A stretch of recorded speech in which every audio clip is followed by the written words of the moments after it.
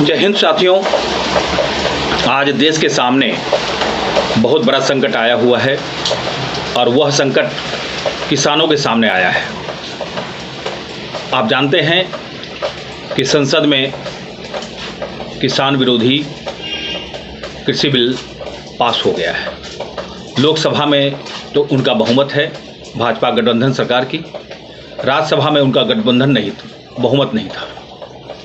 इसके बावजूद जबरन उसे पास करा दिया गया और इसका विरोध कर रहे बिहार प्रभारी और माननीय सांसद संजय सिंह समेत 8 लोगों को राज्यसभा से निष्कासित कर दिया गया। इसे लेकर वो संसद प्रांगण में विरोध प्रदर्शन कर रहे हैं। सवाल है किसान मुद्दे को लेकर के, जो हमारे अन्नदाता हैं, अगर हम चुप रहते हैं तो आने वाली पीढ़ी कभी माफ़ नहीं करेगी। क्योंकि आप कितने भी बड़े ओहदे पर चले जाएं, अफसर बन जाएं, कुछ भी बन जाएं, कंप्यूटर के बहुत अच्छे जानकार हो जाएं, लेकिन कल सभी लोग अन्न ही खाते हैं। अगर अन्न उद्योगपतियों, कॉरपोरेट या धन्ना सेठों के हवाले हो जाएगा तो किसान बेचारा क्या करेगा। तो यह जो 3 बिल भाजपा गठबंधन सरकार संसद में लेके आई और अनैतिक रूप से इसे पास किया गया, हम इसका आम आदमी पार्टी की ओर से विरोध करते हैं। आज देश भर में यानी 24 सितंबर को देश भर में आम आदमी पार्टी की ओर से इस किसान विरोधी बिल का विरोध किया जा रहा है। आप भी विरोध करें, क्योंकि अगर आज आप विरोध नहीं करेंगे तो जिस तरह नोटबंदी के समय भी आप अर्थशास्त्री हो गए थे और जिस समय जीएसटी बिल पास किया गया उस समय भी आप सीए हो गए थे। ये भाजपा वाले जो है सीए हो गए थे। जो उनके अंधभक्त हैं उन्हें जानना होगा कि भाजपा सरकार देश को बर्बाद कर देगी। ये जो किसान बिल है यह किसानों को आत्महत्या की ओर विवश करेगा। किसान बर्बाद हो जाएंगे, छोटे मझोले जो किसान हैं बर्बाद हो जाएंगे। आप जानते हैं कि जो पहला बिल है, मोटे मोटे तौर पर हम आपको बता देते हैं कि जो पहला बिल है उसमें न्यूनतम मूल्य की कोई बात नहीं की गई है, कोई अनिवार्यता नहीं की गई है। और इसमें कहा गया है कि मंडियों से जो किसान मंडी जाते थे और वहाँ अपनी उपज को बेचते थे, अब व्यापारी भी खरीद सकते हैं। अरे भाई, व्यापारी तो पहले भी खरीदते थे। सरकार कितना खरीदती थी? मुश्किल से 910% अनाज ही खरीद पाती थी। व्यापारी तो पहले भी खरीदते थे। आज किसानों की जो हालत है, यही सीमांचल में अगर आप माने, क्योंकि सीमांचल में इस बार मक्के की अच्छी खेती हुई है और किसानों को मात्र 900 से लेकर 1100 तक प्रति क्विंटल उसकी कीमत मिल रही है। सरकार ने जबकि 1850 न्यूनतम समर्थन मूल्य एमएसपी घोषित किया हुआ है। आप बताएं, किसानों के साथ तो ऐसी भी ज्यादती हो रही है। जब आप यह बिल लेके आएंगे तो साफ जाहिर है कि इससे किसान बर्बाद होंगे। आप यह क्यों नहीं कहते कि हम न्यूनतम मूल्य दे रहे हैं और कोई भी व्यापारी उसी न्यूनतम मूल्य पर खरीदे तो हम आपका समर्थन करेंगे।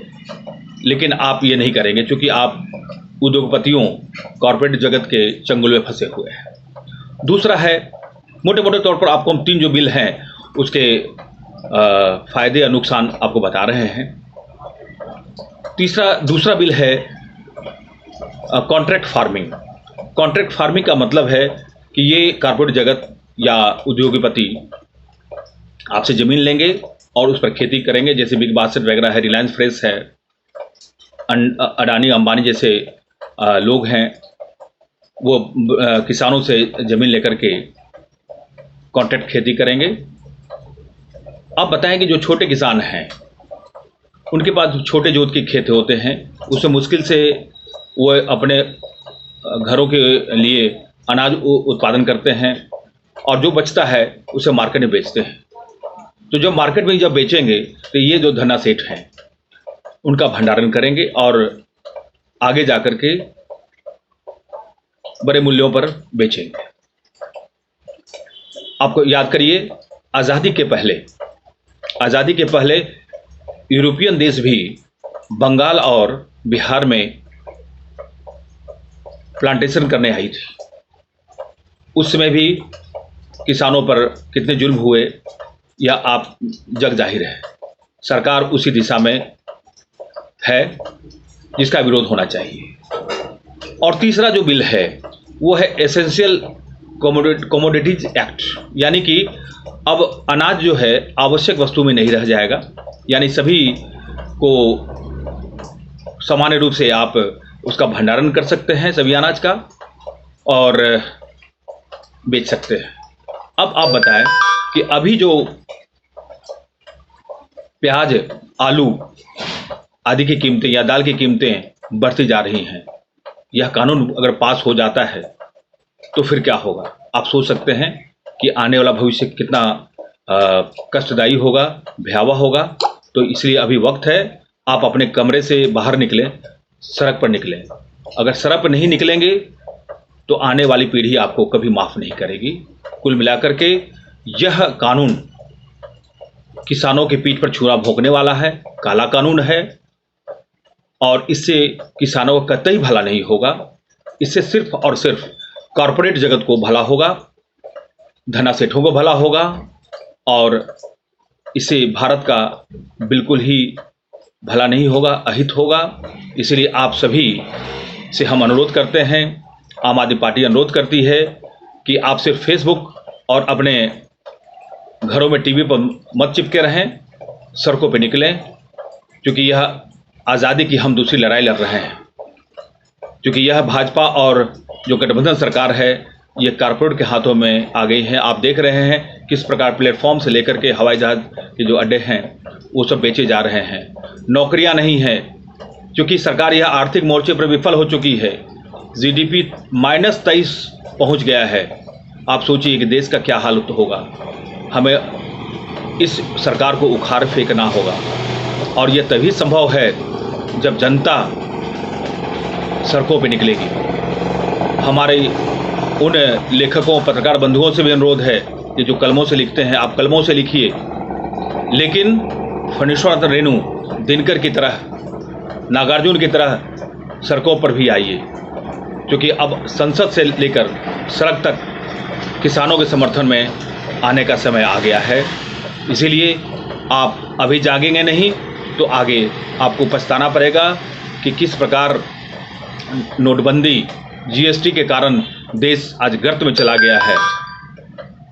अगर देश को गर्त में नहीं भेजना है तो आपको आगे आना होगा, क्योंकि सरकार जान गई है या कारपोरेट जगत यह जान गया है कि अब उसके पास, क्योंकि हर क्षेत्र में उससे घाटा हो रहा है, वो देख रहा है कि किसानी जो है वही एक लाभ का सौदा है और वो इसमें कूदना चाहती है, वो कारपोरेट जगत कूदना चाहता है।